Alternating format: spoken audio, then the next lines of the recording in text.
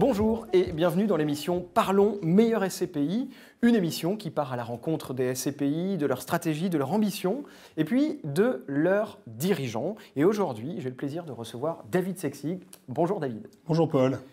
David, vous êtes directeur général et cofondateur de la société de gestion Remake Asset Management. C'est bien ça? C'est ça. Super. On va partir à la rencontre de votre parcours. On va parler de votre parcours donc. On va parler de votre SCPI et puis de ses performances. J'espère que vous êtes bien accroché. David, c'est bon, on peut y aller? Ça va, okay. Je suis prêt. Super. J'ai appelé tous vos collaborateurs et de manière unanime, ils m'ont dit que vous étiez un excellent joueur au Monopoly, c'est vrai?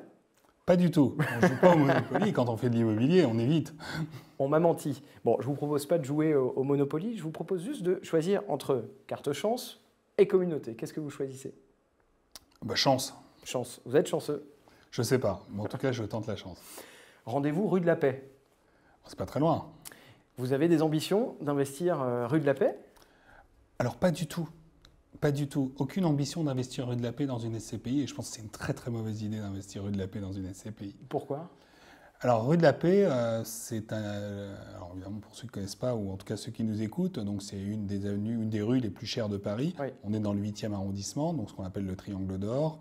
On est, la plupart du temps, sur des immeubles haussmanniens, avec des valeurs locatives très élevées, et des prix très très élevés aussi. Oui. Lorsqu'on parle de prix très élevés, la contrepartie de prix élevés, c'est souvent des taux de rendement très bas. Oui. Et dans une SCPI, ça ne fonctionne pas forcément. Acheter ce type d'immeuble, quand on cherche à avoir des stratégies de rendement, le rendement, c'est-à-dire des distributions régulières pour les investisseurs, pour soit leur retraite, soit avoir du complément de revenus, soit parce que c'est le mode d'investissement qu'ils ont choisi, avoir des rendements assez faibles, finalement, en cas de mouvement de taux, ça ne se passe pas très très bien sur la valeur, parce que ce type d'immeubles sont des immeubles plutôt institutionnels, quand on est dans une approche rendement. Ce sont des immeubles finalement assez liquides. La liquidité en immobilier, ça veut dire que si je vends un immeuble, je peux le vendre rapidement parce que l'emplacement fait qu'il y aura toujours beaucoup d'investisseurs qui sont intéressés par cet immeuble. Et c'est pour ça qu'en immobilier, il ne faut pas confondre, je crois, performance et liquidité. Et lorsqu'on investit dans ce type d'immeuble, dans des stratégies de rendement, on va chercher plutôt de la liquidité. C'est pour ça que d'ailleurs on a beaucoup d'institutionnels qui investissent dans ce type d'avenue.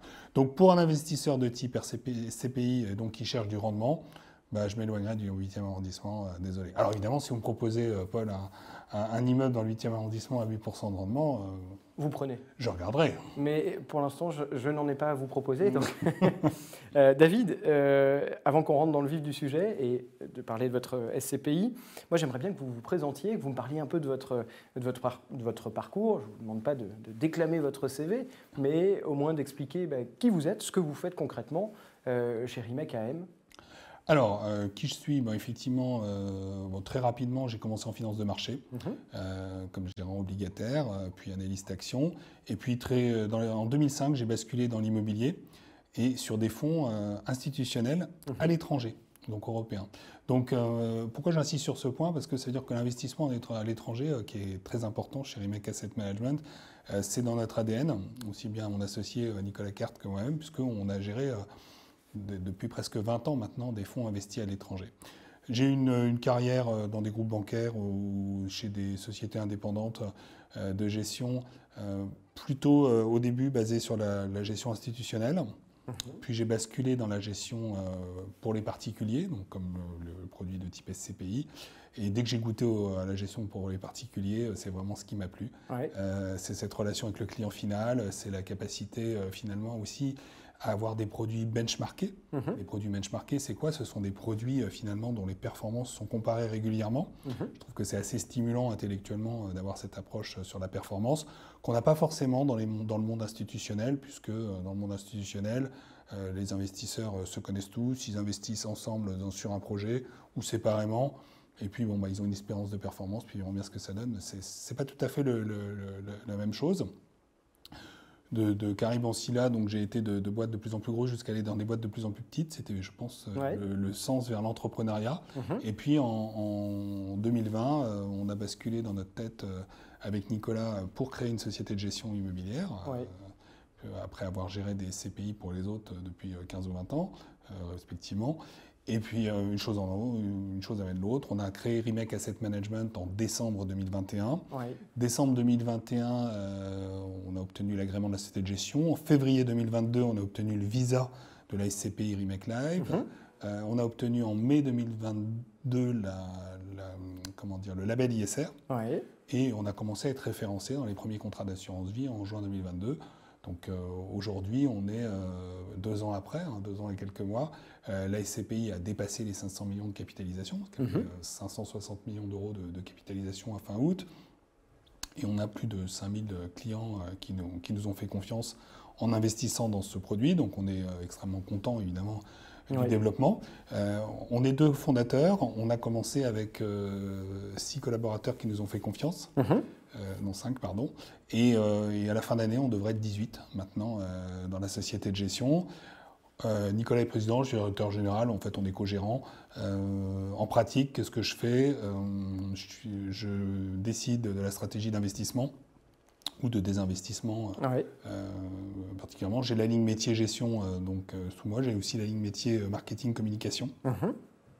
Et Nicolas, lui, a la ligne métier organisation, donc les process, la conformité, les opérations, et il a aussi la ligne métier commerciale.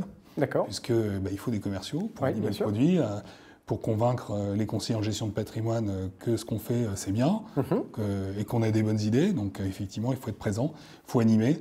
Et aujourd'hui, on est assez complémentaires, et c'est ce qui fait que je crois que ça a pas mal fonctionné. Alors c'est que le début pour nous, mais effectivement, jusqu'à présent, on est plutôt content de l'évolution de Remake Asset Management et surtout de l'évolution de Remake Live, notre SCPI, qui connaît effectivement un beau succès dès le départ. Alors on va en parler justement. Votre société de gestion est jeune, votre SCPI est jeune.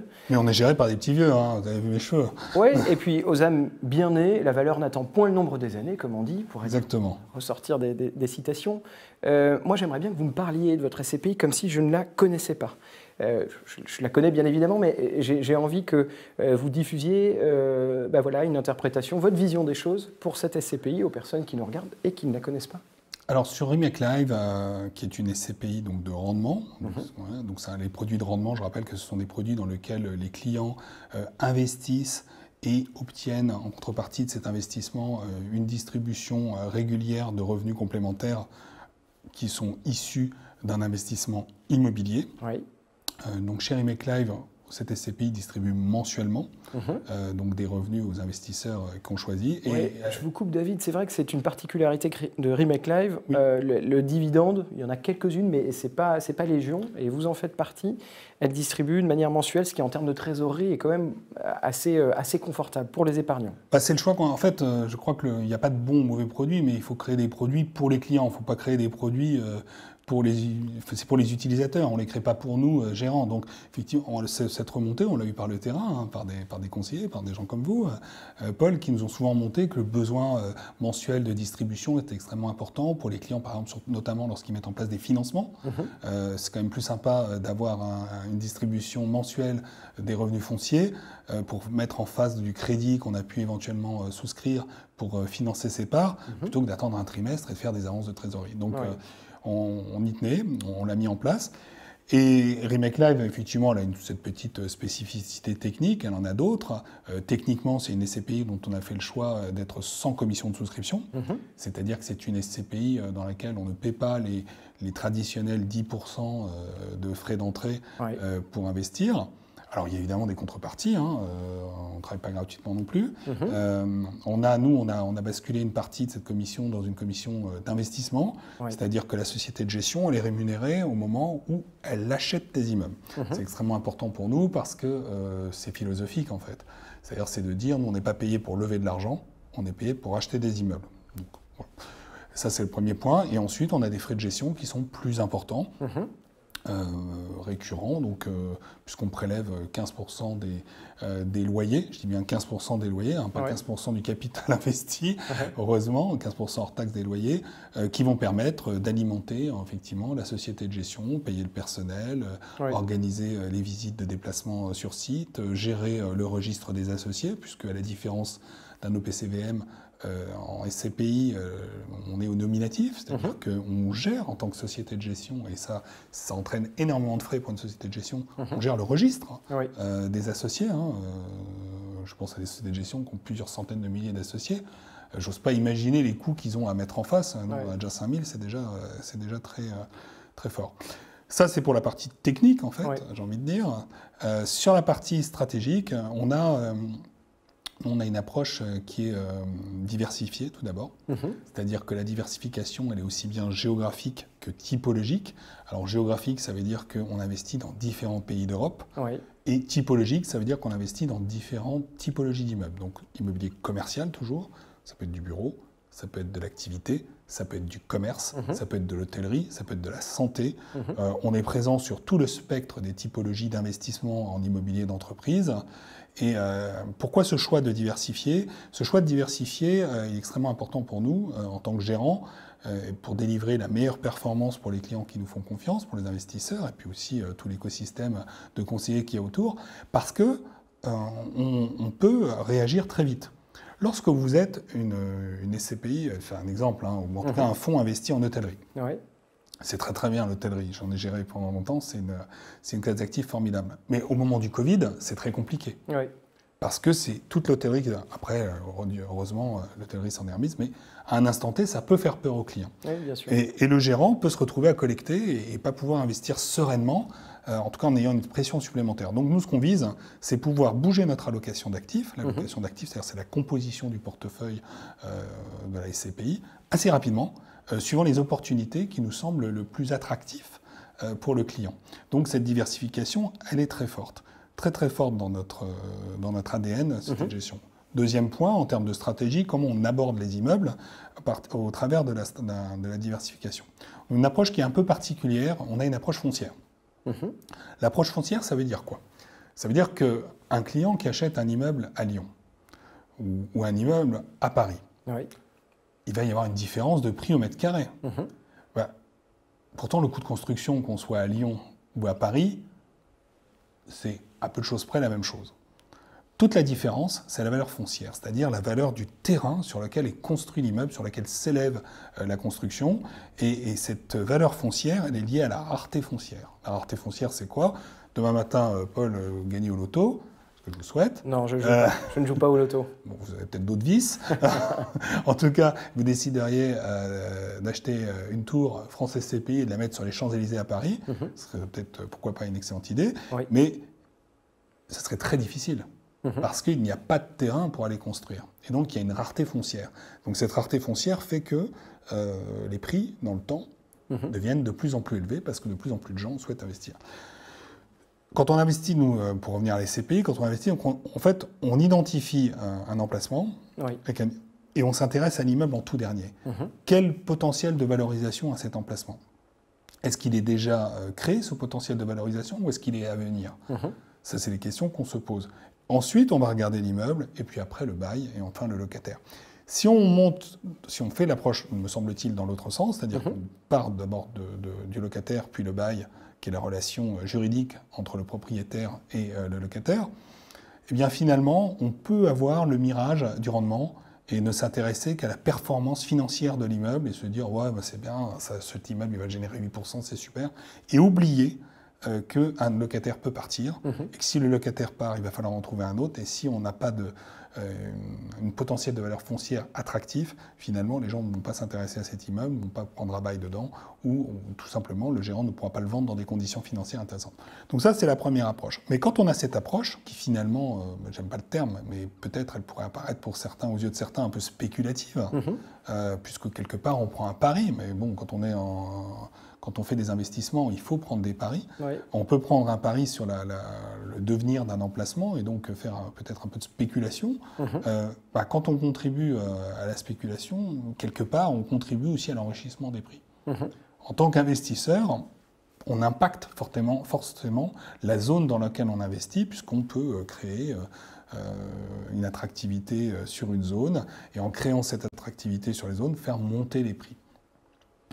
C'est pour ça qu'on a décidé, et ça c'était une conviction qui était très forte chez nous, de mettre en place en plus de la stratégie habituelle qu'on peut rencontrer sur ce type de produit, une poche sociale qui pèse 5 à 10% de la collecte. C'est variable, puisque ce sont des produits qui collectent en permanence, donc on s'ajuste. Et dans cette poche sociale, l'approche d'investissement immobilier va se faire en delà des sujets financiers, mais plutôt sur l'utilité sociale du bien. Est-ce que oui ou non, ça vaut le coup d'investir dans cet immeuble, d'accompagner tel locataire pour pouvoir créer cet immeuble? Et est-ce que ça a un impact social sur la société? Donc ça, c'est ce qu'on fait aujourd'hui, en plus évidemment du label ISR. Mais le label ISR, j'en parle pas parce que tout le monde l'a. Tout le monde l'a, et effectivement, il va devenir nécessaire pour ceux qui ne l'ont pas. Si je résume, David, votre stratégie peut-être en 3 mots ou un peu plus, c'est en effet une diversification, qu'elle soit typologique ou géographique. C'est aussi une structure de frais qui est différente et qui amène à une rémunération via les frais de gestion. Et puis, c'est une stratégie qui est un tout petit peu différente, qui, plutôt que de parier, même si j'aime pas beaucoup ce terme, parier sur les revenus qui sont encaissés, penche plutôt du côté du potentiel de la valorisation future des biens, en plus des rendements, parce que c'est important. Le potentiel de valorisation, évidemment, on l'espère. Après, on n'a pas de boule de cristal, sinon on fera un autre métier. Mais en tout cas, on espère avoir ce potentiel de valorisation. Mais à minima, si on n'a pas ce potentiel de valorisation, on a un potentiel de protection qui est plus important. Et c'est ça qu'on recherche. En fait, ce qu'on veut, c'est avoir une protection sur le lieu. Là où, chez Remake Live, en gestion, on est extrêmement attentif, c'est la duration, c'est-à-dire la durée des baux. On cherche des baux extrêmement longs. On a, par exemple, sur Remake Live, une durée des baux de l'ordre de 10 ans, moyenne, sur l'ensemble du portefeuille. Vous avez 40 immeubles pour près de 600 millions d'euros qui ont une visibilité sur les flux de l'ordre de 10 ans. C'est extrêmement rare. Donc 10 ans, c'est la durée des baux, c'est 8 ans ferme si on corrige des options de sortie. Je modifie parce que sinon ma conformité va me taper dessus. Donc effectivement, mais 8 ans de visibilité sur les flux, c'est extrêmement important. Et ça se voit. Donc on est attaché à effectivement avoir cette visibilité sur les flux, surtout dans un momentum de marché où les taux de rendement sont extrêmement élevés. Ça nous permet de stocker de la valeur future et donc de la performance future pour les clients.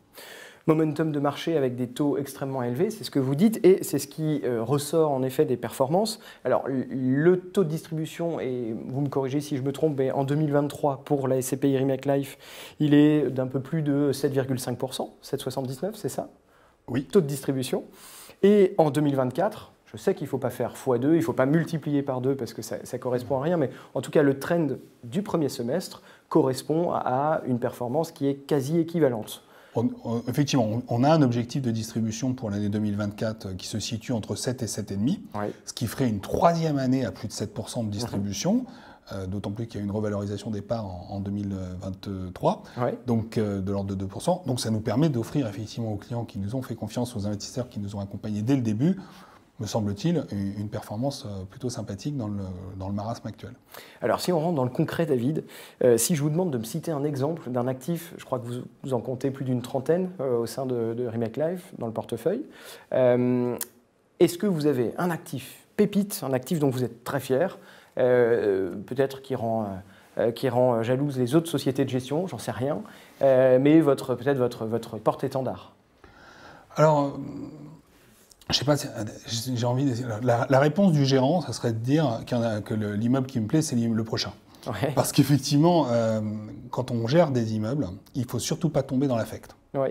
C'est ce qu'il y a de pire. Parce qu'on est là pour générer une performance financière au travers des immeubles qu'on détient pour le client final. Si on commence à avoir de l'affect sur les immeubles, on n'est pas à même de prendre les bonnes décisions. Bon, ça, c'est effectivement la réponse du gérant financier. Cependant, si on doit modifier un petit peu et pondérer un peu mon propos, je suis très heureux de l'immeuble que nous avons, c'est notre premier investissement en Écosse. J'étais très heureux de l'immeuble qu'on a acheté à Édimbourg, qui est le H&M d'Édimbourg, situé dans le meilleur quartier d'Édimbourg, l'équivalent du 8e arrondissement à Paris. C'est une opportunité qu'on n'aurait jamais pu mettre, on n'aurait jamais pu mettre un immeuble de ce type dans une SCPI vu les profils de performance qu'on attendait pour nos clients si l'environnement n'avait pas été aussi dégradé. Donc ça, on est effectivement très très heureux d'avoir pu mettre la main dessus.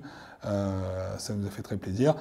Maintenant, voilà, c'est un immeuble parmi d'autres. On a presque 40 immeubles maintenant. On devrait avoir 46, 47 immeubles d'ici à la fin de l'année. Bon, l'immeuble le plus intéressant, c'est l'immeuble qu'on n'a pas encore eu finalement, parce que c'est celui qu'on cherche. Et je pense qu'il y en a qui cherchent longtemps, parce qu'on ne les trouve pas toujours. Et est-ce qu'il y a un immeuble dans ce portefeuille, justement, qui vous déçoit un peu plus que les autres? J'emploie le mot casserole, mais c'est peut-être un peu fort. Un actif, en effet, que vous avez choisi? Non, alors, pas encore. J'ai envie de dire, pas encore. Comme on a une belle visibilité sur les baux, on n'a pas eu de sujet encore avec les locataires, on n'a pas eu de sujet technique qui nous ont surpris, donc pas encore. Mais on n'est pas à l'abri. Hein. Et c'est ça la magie de la diversification. Quand on achète un appartement tout seul dans son coin et que demain matin ça se passe mal, on est exposé à un risque sur ce seul appartement. Alors que quand on est dans un produit grand public diversifié avec une cinquantaine, une centaine, 150 immeubles, bon, bah, il y a quand même mathématiquement quand même assez peu de chances que ça se passe mal sur tous les immeubles en même temps. Je comprends. Donc la diversification nous protège. Mais aujourd'hui, je touche du bois, on n'a pas encore eu de sujet majeur dans le portefeuille. Ok, donc dilution du risque, en effet, via le nombre de locataires et d'immeubles. Si je vous demande de rêver un peu, qu'est-ce que vous me répondez si je vous dis vous n'avez aucune limite financière, aucune injonction de rendement vis-à-vis de vos associés? C'est quoi le bien que vous rêvez d'avoir en portefeuille? Et encore une fois, je vous demande d'être créatif. Mais ça peut être, j'en sais rien, moi, je ne vous cite pas d'exemple. Je veux pas vous... Un portefeuille de SCPI? Ouais. Sans limite. Alors là, c'est très personnel. Je pense qu'un palace parisien, j'aurais adoré. Ouais. Je pense que j'aurais adoré aller prendre un café dans un palace et dire que voilà, on détient cet immeuble. Mais il y a un biais lorsque je dis ça, parce qu'effectivement, c'est le côté prestige. Mais ça ne rentre pas dans le profil de performance d'une SCPI. Ok, donc on pourrait imaginer le Crillon Remake Live ou Plaza Remake Live. C'est pas l'objectif. Hein. Je réponds par rapport à la question, mais on ne verra jamais cet actif. C'est peut-être pour ça d'ailleurs qu'on rêve. On rêve toujours des choses qu'on ne peut pas avoir. Oui, absolument. Vous avez des hôtels dans votre portefeuille? Alors on a un hôtel d'hébergement d'urgence dans la poche sociale. Ok. Et on aura bientôt des hôtels. D'accord. On n'en dit pas plus pour l'instant. Pas plus. Vous reviendrez pour en parler. Avec plaisir. Je vous ai demandé d'être un peu créatif. On va augmenter encore. Je crains le pire.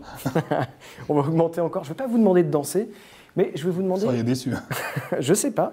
Je vais vous demander si votre SCPI était une chanson, qu'est-ce que vous me répondez?